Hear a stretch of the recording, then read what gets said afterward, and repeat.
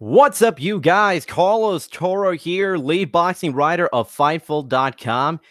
It's 4 p.m. here on the East Coast and, 5 p.m. here in Puerto Rico on Thursday, every other Thursday. You know what that means. It is time for the Fightful Boxing Podcast. We have a loaded show here. If any of you have a question for me, drop it down in the chat. Give us a thumbs up. Subscribe to our new Fightful MMA channel. We really do appreciate it. We're bringing you more MMA and boxing content on this channel, while we're kind of also putting a lot more pro wrestling side on the pro wrestling channel that we got. But we're trying to build up our new Fightful MMA and boxing channel. So leave us a thumbs up, subscribe. We really do appreciate it. But we have a very big show, not just in this one, but we have one this Saturday. And I know what you're thinking. Yeah, we just had a big event, and now we're doing this all over, and now we're just doing another big show. That's what boxing is nowadays. It's big show after big show every weekend. It's kind of like UFC, and where there's a big card every single weekend. In a way, it's kind of overwhelming at times, but listen, I can never complain about too much good boxing, although it is a bit tough for myself and for a lot of people to just kind of, catch up on everything. Hell, I still have not caught up entirely on a couple of cards that I've been meaning to watch for. Not anything too big, but just wanted to, but mainly like stuff like undercards of the DAZN boxing card that they had in Italy the last week, I believe. I still have not fully seen that. I saw a little bit of the recent matchroom card from England, the Kell Brook versus Michael Zarafa fight. And if you have any questions regarding that, and was that to come the aftermath? Could we see Kell Brook against Amir Khan, Kell Brook against Jarrett Hurd? I don't know. That's there is a lot of what ifs and scenarios that could ultimately play out. So again, you have any questions, don't be afraid to leave them in the chat. I will be more than happy to answer any and all questions. Now, the big thing about this weekend, it was obviously the biggest card of the weekend. That goes without saying. It's Gilberto Ramirez versus Jesse Hart 2 on ESPN Plus. No. I will try my best to watch that, but that's not the biggest card of the weekend, nor do they have the best fighters of that weekend.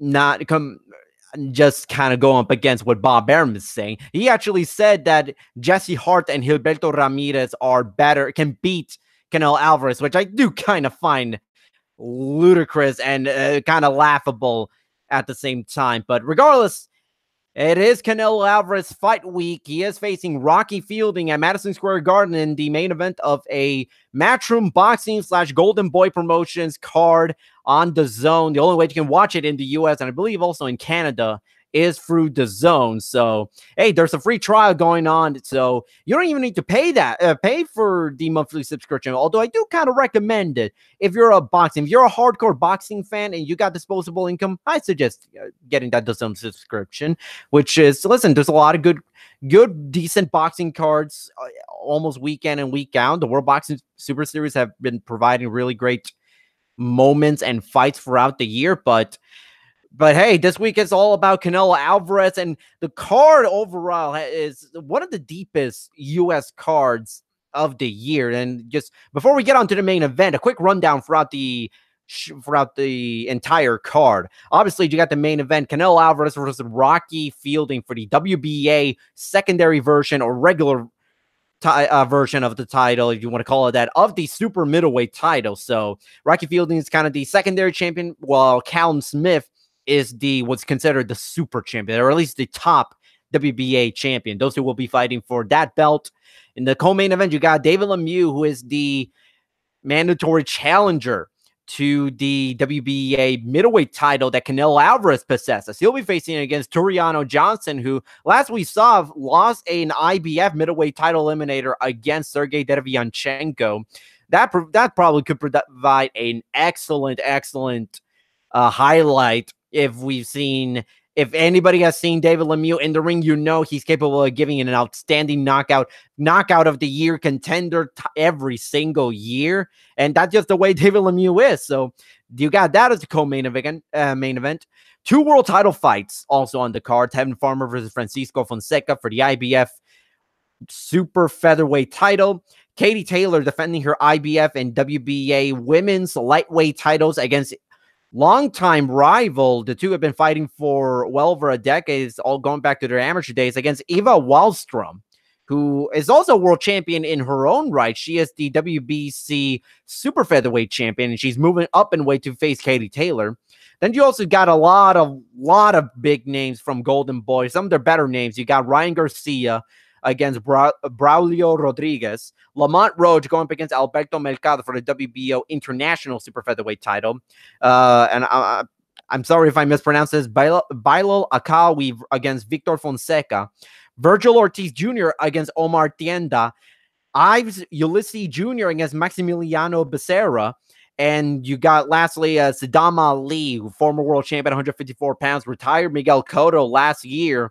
He'll be moving down in weight, actually, to welterweight to face off against Mauricio Herrera. That could honestly be potentially the sleeper hit of the night as far as the undercard fights is concerned. But, hey, lots of big fights, lots of, interesting moments we could see on Saturday night at Madison Square Garden. Let me know what you think of that lineup. Who do you think is going to win the bigger fights? Who do you have winning between Canelo Alvarez and Rocky Fielding?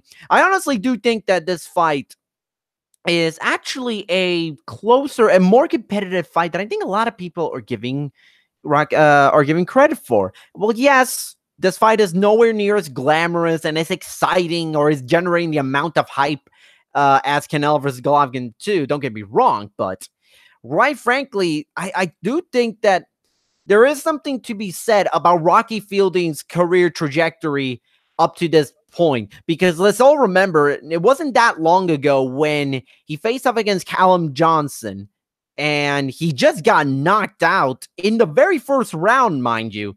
And quite frankly, some people thought, I thought that this might be it for Rocky Fielding as a potential world title challenger or world champion. And my mistake, that was not Callum Johnson. Callum Smith is who knocked out Rocky Fielding back in 2015.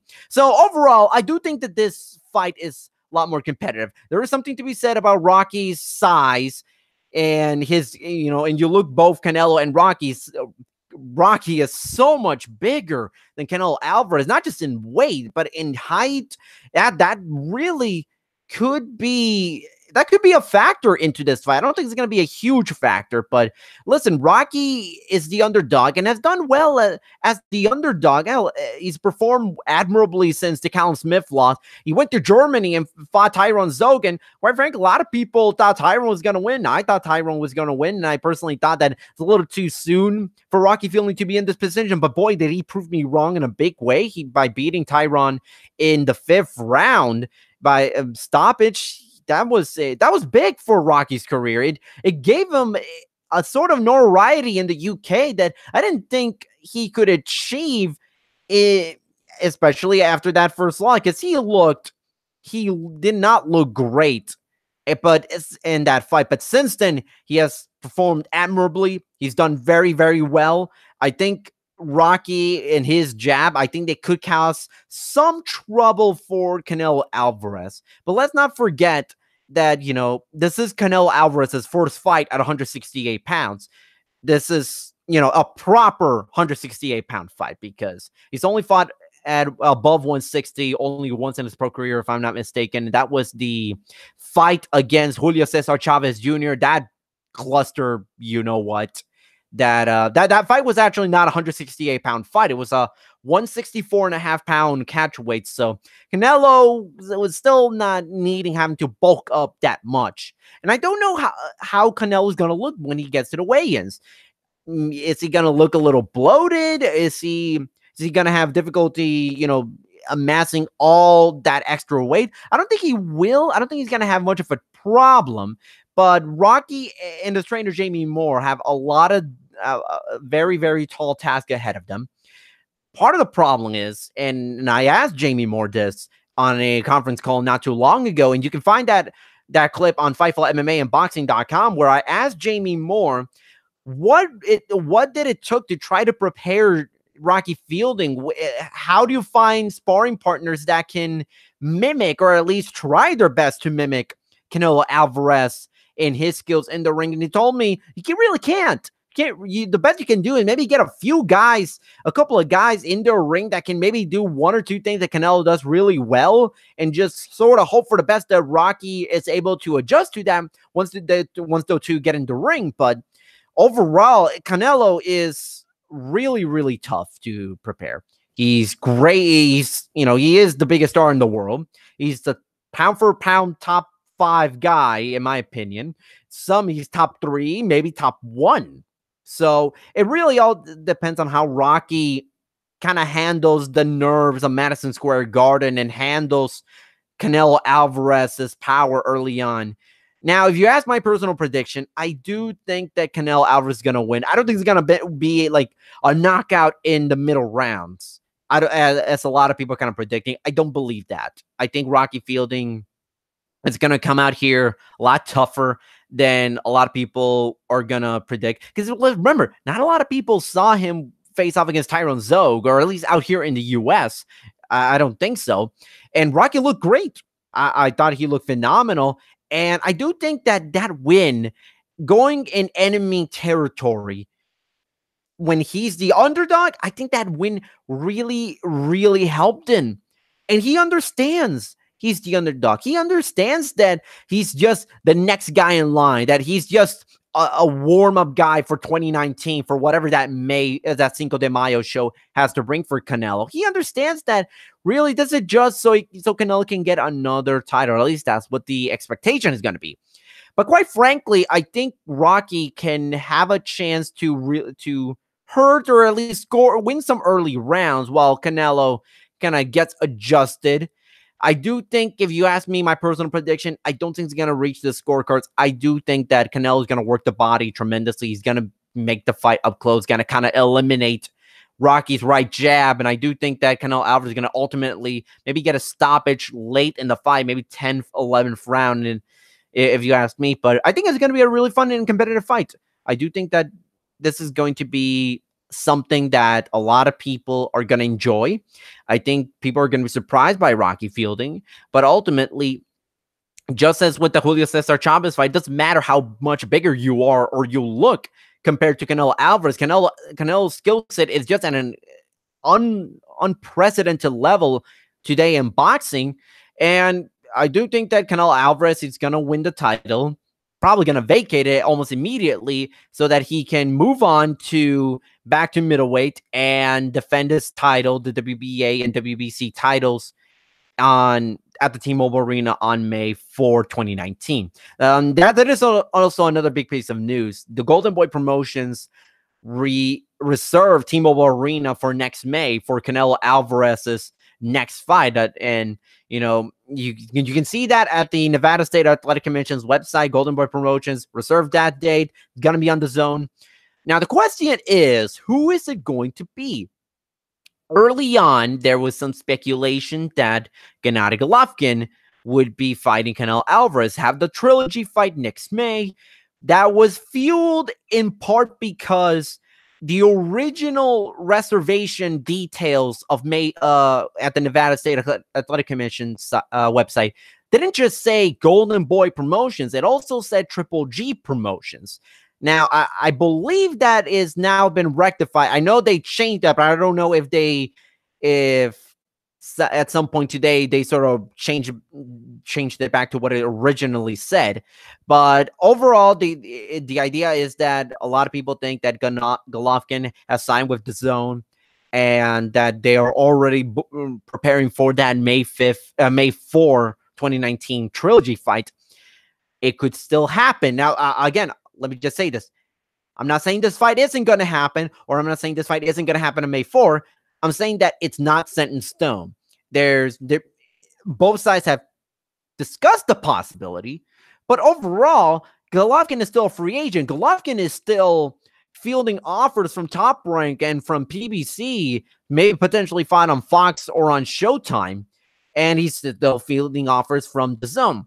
But as it looks like, I think it's right now coming down to either PBC and DAZN, and who gets the rights to Gennady Golovkin. Because let's remember, what's at stake is not just Golovkin, but it's also 360 Promotions, who is, spearheaded by Tom Loeffler, Golovkin's promoter, and they don't just need a place for Golovkin. They also need a home for the rest of the 360 roster, for the rest of Tom Loeffler's guys. So it really does depend on what Loeffler and Golovkin prioritize. I've discussed this a number of times. If you want the bigger fights, you want the world middleweight titles, the various titles that they have available, DAZN is the way to go. Now, PBC could sign back Daniel Jacobs, who is the IBF champion. And listen, and Daniel Jacobs versus Gennady Golovkin too, that would be a really fun fight. That'd be an interesting fight. And that could also factor into Golovkin's decision. But if you look at the amount of fighters that Matchroom and Golden Boy has versus what PBC has, really at 160, and we're just talking strictly 160 because there's no guarantee Golovkin's going to move up or down in weight. So we're just looking at strictly 160. The biggest names you got for PBC is you got on this side, you got Jamal Charlo and maybe Daniel Jacobs, but we don't really know that. So if you take out Jacobs and you go with what is on the roster right now, you have an interim title. That's really it. And if you go to PBC route, unless PBC makes a exception and lets Golovkin fight Canelo on DAZN, Golovkin is likely never going to sniff another full world title ever again for the remainder of his career, at the very least. But then you have DAZN, and you have Canelo, you have Demetrius Andrade, who is the WBO middleweight champion. You got maybe Daniel Jacobs, who I think has a better chance of landing on DAZN than on PBC, because even though Jacobs' deal with Matchroom Boxing expired, it's kind of hard to say Matchroom hasn't delivered on almost everything Jacobs wanted when he first signed with Matchroom. Jacobs got a world title, he got a big fight, he got a couple of main events on HBO, and listen, if he wants to unify, then you have DAZN, and DAZN is making a big push for both Jacobs and Golovkin. And not only that, you also got the middleweights that are not champions. I'm just trying to think off the top of my head. You got David Lemieux, first off, which, we've already seen that fight. That was a fun fight, but Golovkin won that handily. There's no who's to say you can't have Golovkin and Lemieux too until you get the Canelo Triple G3 or Canelo Lemieux next year. So there's a lot of different factors. I don't know what's going to happen. Golovkin is really thinking this over, because this might be his last truly major deal with a broadcaster, and he wants to make sure he gets the fights that he wants. He gets paid the amount of money that he wants. So there's a lot of factors that come into play. DAZN is really making an active push. I've heard from sources that, originally DAZN wanted to secure him for 2-3 fights, and so just so they can secure the rights to have Canelo Triple G3 on DAZN. Now, whether it would be on May 4th or sometime later in 2019, maybe early 2020, that still wasn't decided, but they just wanted, at the very least, to have the ability to keep Golovkin on the roster to have Canelo Triple G3. And it's hard to argue DAZN actively trying to make that fight happen, because Golovkin and Canelo, that's still the biggest fight in boxing globally. I mean, it did a combined 2.4 million buys on pay-per-view, approximately. And in an era where a lot of people think pay-per-view is dead, at least on the boxing side, and then you have it on the UFC side, that the product is saturated, too many pay-per-views, too many shows, not enough people to buy every single pay-per-view and consider it a success. Golovkin Canelo is still the biggest fight you can make out there, and I do think that DAZN really wants to get that, because let's face it, the zone, even though we haven't seen the numbers, to an extent, it does kind of appear that the zone is still not at the level where they want in terms of subscriptions. I think that, I don't know if they maybe overestimated the value of Matchroom Boxing's impact in the US, or the fact that PBC has managed to restructure deals with Showtime and sign a bigger extension with Fox. So there's a lot of things that, that have prevented the zone from being the kind of the juggernaut that it wants. You could say to an extent that this is their first real show, that all those previous shows, they kind of a bit of a dress rehearsal, trying to figure out what works, what doesn't in these opening months. And aside from the quality of the cards, not of the USA boxing cards, not being super top heavy, the undercards have all been pretty entertaining in my opinion, and they do have a lot of decent names fighting. But overall, I think to an extent, it does kind of feel like the zone is kind of underwhelming in terms of its results. Now, it's not because of lack of trying, because I've seen the same Michael Buffer, the zone pay-per-view is dead commercial with Canelo Alvarez a million times, not just on my TV, on my smartphone, on my computer, on everything.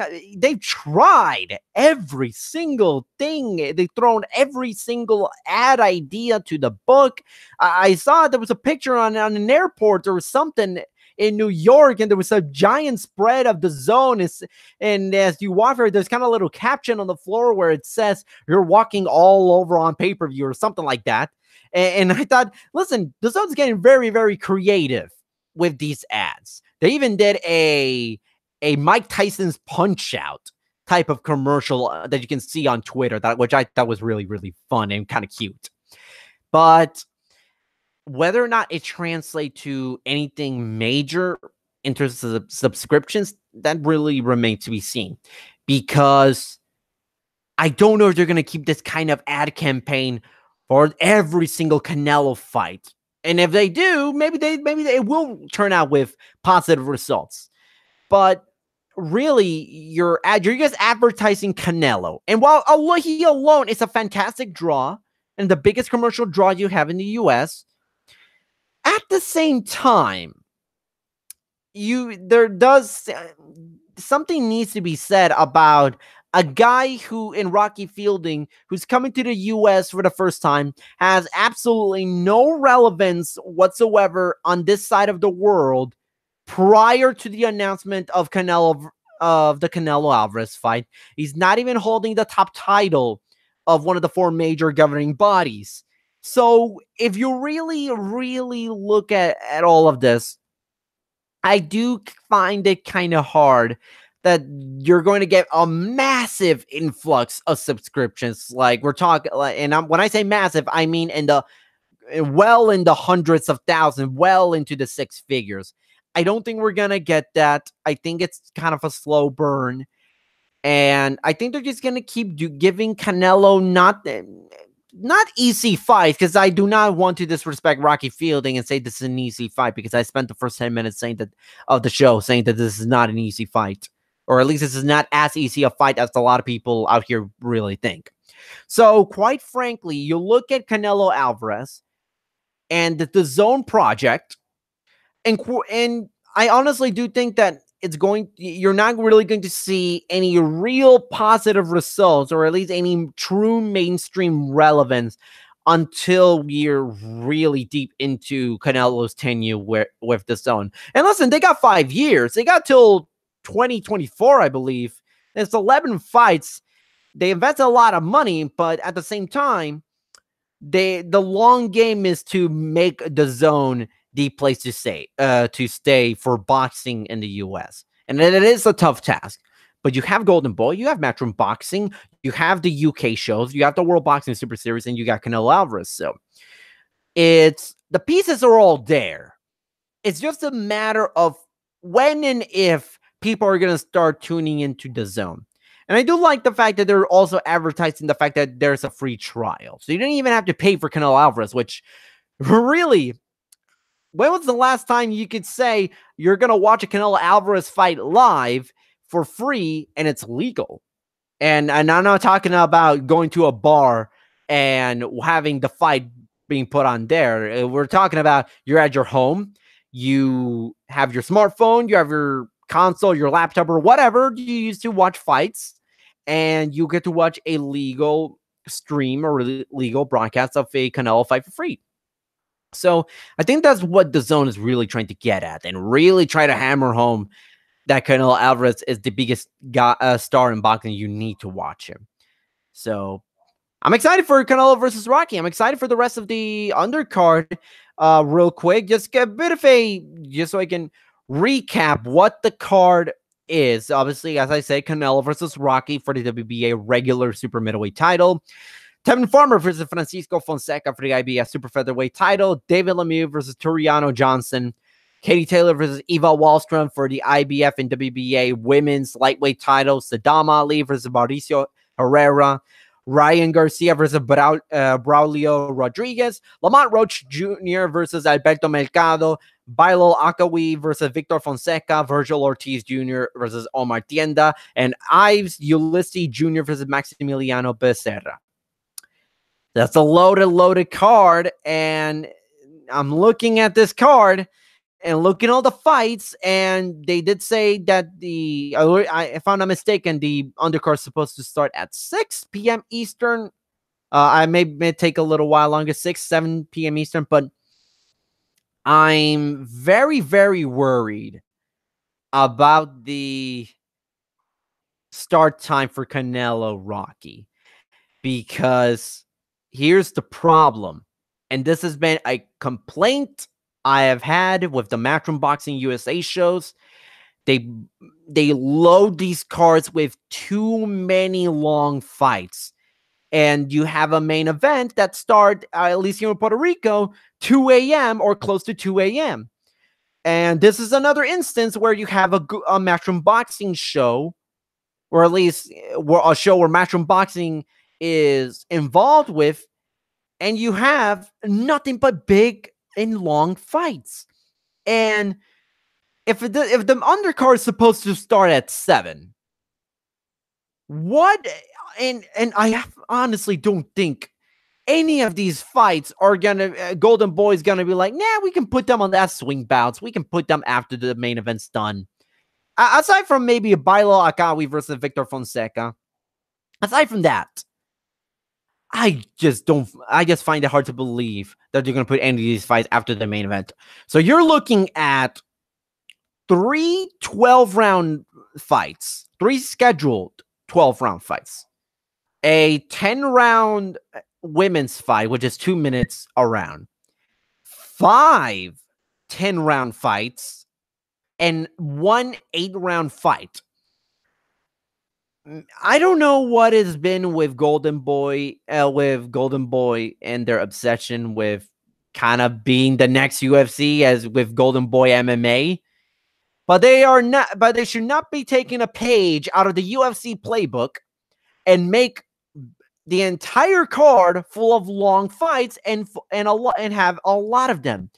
There's a time and place for a lot of the guys, and I do understand you want to put the product out there in their first major, and I do mean absolute major US show. You want to put as many of your big guys and top prospects out there. But your problem is, let's say all of these fights take place before Canelo Alvarez versus Rocky Fielding, and they all go decently long. I don't expect them to all of them go long, but let's say for the sake of argument that it's going to go long. You do realize that Canelo versus Rocky Fielding probably won't start until 1:30, 2 a.m. Eastern, if that is the case. Because there's too many long fights. This card should have a couple of 4-rounders, a couple of 6-rounders, or at the very least, a couple of 8-rounders that, depending on the length of the card, you play by the ear and you say, hey, card's running too long. We're either going to put you after the main event, or we're going to have to take 2 rounds from your fight. And there might be a few of those fights that may ultimately be cut short in terms of how many rounds it's going to be, but I just really don't want this main event to start at 1 a.m. or at 2 a.m. I really don't. No one wants to see that. Main events should start at like 11 p.m. Eastern, 10 p.m. Eastern, midnight at the latest, absolute latest. And for as much as Golden Boy, part of the promotion is, hey, we're pushing back the start time for the main card. That way we can all see Canelo Alvarez versus Gennady Golovkin without being absolutely dog-tired by the time those two step into the ring. So I don't know what's going to happen. I don't think that we're going to have a quick night. I think this is going to be a very, very long night. I will be doing a live coverage on Fightful.com, FightfulBoxing.com. And you can, and I will do a post-show podcast right as soon as the main event concludes. So no matter what time it's going to be, whether if it's midnight, 1 a.m., 2 a.m., 4 a.m., doesn't matter. We're going to do a live post-show afterwards. So you can either tune in live and leave your comments, your feedback, whatever your opinions are on the fight in general. And here we have a grand old time talking Canelo versus Rocky.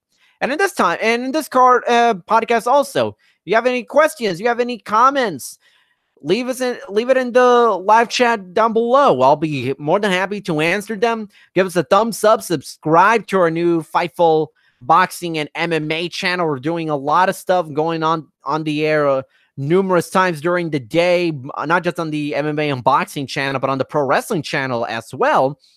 And man, this has been a big month in combat sports. We had Wilder versus Fury a couple of weeks ago, so we are gonna see how this fight performs. I hope for an excellent night. I do hope that we get a really good fight between Canelo Alvarez and Rocky Fielding. So speaking of really good fights, Wilder versus Fury. Boy, that sure was something. That was a hell of a fight. I loved it. And I am not alone when I say this. When the boxing world really wants to see that rematch, and I want to see that rematch. I really want to do. And from the looks of things, pay-per-view buy rate is looking good. Its appearance is going to be between 300 and 325,000, which is what I predicted on the post show a couple of weeks ago when I was talking about my predictions and my estimates of what the final pay-per-view buy rate is going to be. Now, Eddie Hearn says that the 300 to 325,000 is not great but I don't know what is it with Eddie Hearn, because his objective is to secure the big fight for Anthony Joshua. And he's constantly trashing the event, trashing the fight, criticizing things left and right about this fight. And he's not endearing himself to either Wilder or Fury for a potential shot at Anthony Joshua.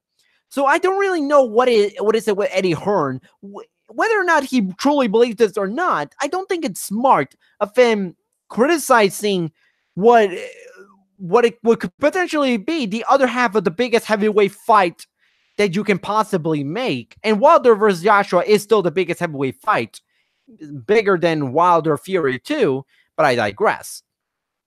The idea that this fight was anything but a success is ludicrous and, in my opinion, wrong, because the break-even number was 250,000 buys. And with it being at least 300, listen, Showtime's going to be made some good money.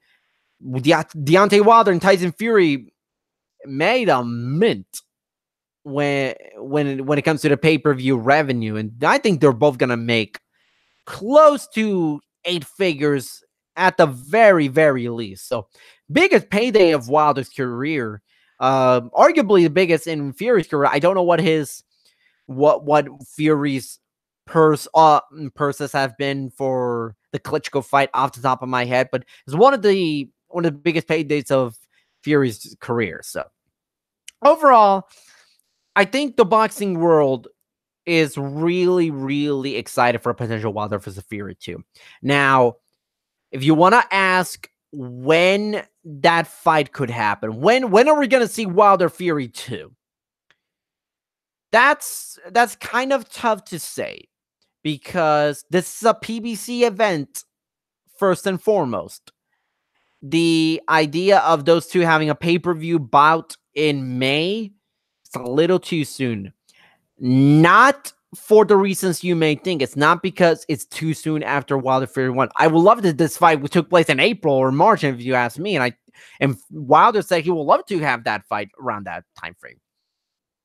But you also got to understand that next month, PBC has the Manny Pacquiao versus Adrian Broner pay-per-view. And then March 16, you have the Mikey Garcia versus Errol Spence Jr. pay-per-view. So your PBC kind of put themselves in a corner or in a bit of a hole when it comes to Wilder Fury 2, because you want to strike while the iron's hot, but if you put it in April or in May, you're sacrificing the promotion or pay-per-view buys for all the events that PBC has in the next few months. So Showtime Sports president Stephen Espinosa was saying that he would kind of prefer for it to take place maybe May or June, which is still pretty good. I think that's still a really, really good time frame. May, June, it's still not like deep into the NBA playoffs. MLB baseball had just started. There's no football. So that's still, the summer is still a really, really good time frame for making that fight a reality. And if you put that fight in Las Vegas or in Brooklyn, that's when you're really going to potentially get a lot of attention to it. Let's remember, Deontay Wilder versus Tyson Fury. This is December, end of the year. Is not exactly the optimal time to have your big pay-per-view, but they still managed to do relatively well. And I do hope that a rematch is made, because the amount of money that those two have made and is a lot. Pay-per-view revenue is at least $20 million from the U.S. Pirates alone. And I do apologize, my throat's a little bit dry. I was on the conference call just before hopping onto the air. But yeah, Wilder Fury, that was a great fight. It's not the best fight of the year, but it's still one of the more memorable U.S. heavyweight fights in a very, very long time. And I don't think PBC is dumb enough to ruin a potential rematch. So I do think that we're going to get a rematch. Again, for those of you joining in or tuning in, leave us if you have any questions you want me to answer on anything boxing related, leave it in the live chat down below, and I'll be sure to answer it. Give us a thumbs up, subscribe to our new MMA and boxing channel, and also subscribe to our Fightful Pro Wrestling channel. We got WWE TLC this Sunday, so Fightful Sean Ross Sapp is going to be there breaking down the entire event. That TLC pay-per-view is actually pretty good. I'm actually looking forward to it. So lastly, I don't want to end this podcast without, I guess, giving a bit of not eulogy, but I guess a bit of a farewell to HBO Boxing. Their final card took place last Saturday at the StubHub Center. You had 2 world title fights. You had Cecilia Brækhus against Alexandra Maciak Lopez for the undisputed women's welterweight title. Yeah, Clarissa Shields against Femke Hermans for the unified middleweight title. And then you also got Juan Francisco Estrada in action. Overall, let's get the in-ring action out of the way. This was bad. This was a colossal. The reception, the critical reception of the in-ring stuff, we're only talking about the in-ring action, was overwhelmingly negative. Like, man, I don't think I've ever seen so much criticism for an HBO card in a very, very long time. And it is sad that it kind of basically went the way of Old Yeller. The reception basically was like the Old Yeller brought HBO Boxing, brought this card out in back of the barn and shot in the face because, my God, it was dying a slow and painful death. To be honest, if it were up to me, I would have just ended after I would have just ended after Canelo Triple G2. That's it. Maybe the Daniel Jacobs, Sergey Derevianchenko card. That was a good card. That was a good card. So I'm not mad about that card taking place. But man, this card, it was just sad. There was no one watching this fight. The viewership was just atrocious. Like average, peak average viewership was like, well, not the peak, but the highest average viewership for a fight. And I'm not talking about the single peak, but just the average itself was below 350,000, which I believe is an all-time low, or at least one of the lowest rated HBO cards ever. And it was so sad just watching. There was no one at the StubHub Center. First of all, there was no official attendance number because the attendance was so low, they didn't even want to admit how bad the attendance was. And I'm hearing people saying they didn't want even 1,000 people. There's pictures. You can Steve Kim, who's an ESPN reporter, he posted a picture of the card. I don't know at what point the card was it, if it was at the start of the card or right before the HBO card started. I know it wasn't before the TV card started. But you look at that, it was a ghost town. It was a goddamn funeral. There's some people saying there was maybe 500 people watching this card in attendance. Think about that. 500 people at the StubHub Center for the final HBO boxing card maybe ever. It's sad. It's really, really sad. But it does kind of show that HBO needed to go. It really did. Their priority is no longer boxing. Their priority is on their original series. The budget just kept getting cut and cut and cut out of the boxing department. They no longer, outside of Canelo and Triple G, you had no one that is a certifiable draw. The Miguel Cotto's gone. Kovalev's not on HBO anymore. HBO was unable to get the Dmitry Bivol Sergey Kovalev unification fight because Kovalev lost his title. There's so many things that factor in, but quite frankly, ultimately, this was it. There was no two ways around it. I was sad. I'm not gonna lie. When I said when I watched it, I was emotional. This wasn't just like, oh, just some company, just some network no longer doing boxing. Don't remember, HBO was boxing in the United States 45 years. Like HBO it's as instrumental to the growth of boxing in the United States as just about anything in the past half century. And for it to see it go, we got so many people into boxing. It's what so many people, boxers, fans, writers, broadcasters, everyone who grew up a fan of the sport here in the US saw HBO boxing. They were impacted by it one way or another. They remember the great calls by Jim Blantley. They remember the chemistry he had with his numerous broadcaster, with Larry Merchant most of all. You had you will remember all the times Jim Blantley turned it over to Harold Letterman to give his unofficial scorecard. And you remember the first thing that Harold Letterman says every single time they turn it over to him. Let me tell you something, Jim. Listen, Jim, and it was such iconic. There's so many iconic moments in every single telecast. And for it to just go, was sad. It's disheartening. And the in-ring action being as terrible as it was, as anticlimactic as it was, when you look at the card on paper, and I'm not criticizing the women, the female world champions, because I am a fan of women's boxing. But you look at that card.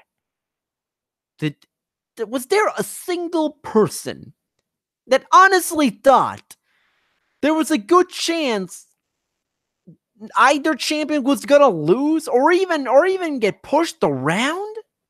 No, this is not gonna happen.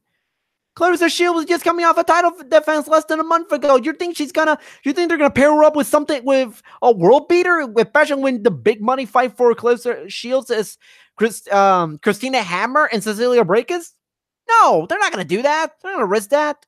And Cecilia Brækhus, unless your name is Callie Hayes, you're not gonna get a lot of trouble. And I believe only one judge gave one round to the challenger in either fights. Total. Every single judge had it a shutout, except for one judge who I believe had a 99-91 in favor of Cecilia Brækhus. Other than that, 190 across the board for both fights. And when Juan Francisco Estrada, he was coming in at the last second because Chocolatito Gonzalez was injured. So there's no way they're going to put him up with a big opponent. No way, not enough time. So this was a terrible card as far as competitive fights are concerned. The one good thing that came out of this was one, Larry Merchant being a part of the broadcast there towards the end, which I thought was nice, was very, very heartwarming seeing Larry Merchant again. And the general emotion at the end of the broadcast, from Jim Lampley and Larry Merchant and Max Kellerman and Roy Jones Jr., the emotion, the tears the tears that were flowing from a lot of people. Man, it was at that moment that, yeah, we can criticize the card as much as you want, but at the end of the day, it's still HBO Boxing. For it to see it to go, it hit me so hard.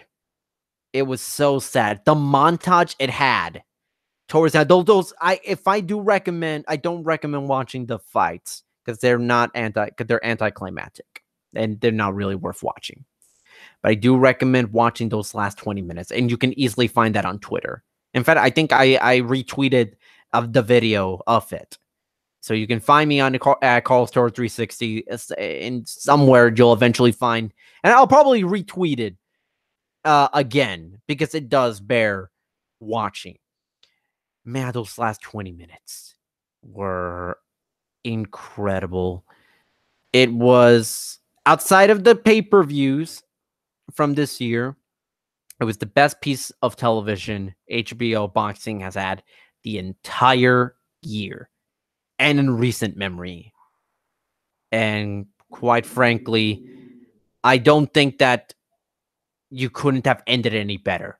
The card itself was terrible, but the last 20 minutes, man, you could not have scripted it any better. There's no way you could have done it better than what they did. I recommend anyone watching to have a box of tissues nearby, if you're emotional like me, to watch those last 20 minutes. And I can guarantee you, memories, emotions, again, it's going to start coming in real fast and hit you like a truck, because it sure as hell did hit me. But we have a lot to look forward to in 2019, because we have DAZN, we have Showtime, we have Fox, we have ESPN, ESPN Plus. Hey, we got a lot of ideas. We got lots of good boxing coming in the next few years and moving forward. Could HBO return to boxing? Sure. I agree. There's always going to be a room for HBO, whether it be for nostalgia or whether they generally come back. But hey, maybe we could see HBO return down the line. I don't think they ever will, but hey, HBO, with the ending of HBO comes the new life that is the DAZN, PBC, Top Rank on ESPN. There's plenty of options. There's more options now, more than ever. And quite frankly, you can thank HBO for that. Because if it wasn't for HBO giving the relevance and the importance to the sport of boxing as it has done in 45 years, the sport may not be what it is right now. And I'm excited for what the future has to hold, and I am sad for HBO leaving, but hey, all good things must come to an end. And a bit of a, I'm not sure if you can call this breaking news, but Amanda Serrano, who holds the record for most world titles in different weight classes, haven't won in history. Amanda Serrano tweeted she's fighting in January for a super flyweight world title. She didn't specify against whom or which title, but she is going to be. But it is the first fight in her 3-fight deal with DAZN, and she says she's scheduled to fight Katie Taylor by the end of the year. So I'm excited for that. So Amanda Serrano versus Katie Taylor. That's a hell of a fight. But yeah, so that about wraps it up for this edition of the Fightful Boxing Podcast. We're going to be doing live coverage of Canelo versus Rocky of the entire card. And then afterwards, we're going to be providing a live post-show podcast here on the Fightful MMA and Boxing channel as soon as Canelo versus Rocky ends. Again, you can watch that entire card starting, I believe, at 6 p.m. Eastern on DAZN. So it's going to be a very, very long night of boxing, but I'm very excited for it. As I said, my prediction for this card is I think Canelo Alvarez is going to win the WBA regular super middleweight title. Is going to beat Rocky Fielding by late stoppage. I say 11th round TKO. So that's my prediction. Let me know what you all think of this fight. I'm looking forward to talking with all of you and chatting it up after Canelo Alvarez versus Rocky Fielding. Until then, go to Fightful.com for all the latest news in MMA, boxing, and pro wrestling. We got coverage of practically every single thing there is to cover. And we're excited for what's up ahead for 2019 for Fightful in MMA, boxing, and pro wrestling. But until then, we got Canelo versus Rocky on Saturday. And until then, Carlos Toro of FightfulBoxing.com. We're out. Have a beautiful rest of the day.